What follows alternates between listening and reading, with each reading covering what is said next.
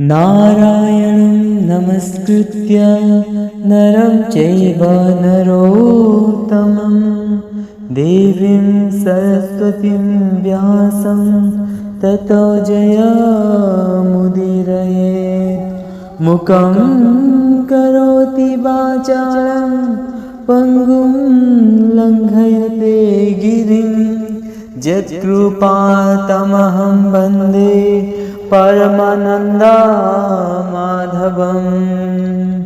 निगमकल्पतरुर्गलितं फलं सुखमुखाद्रमृतदवा संक्षुप्तं पिबता भागवतं रसमालयं मुहुरहो रसिका भुवि भावुकाः।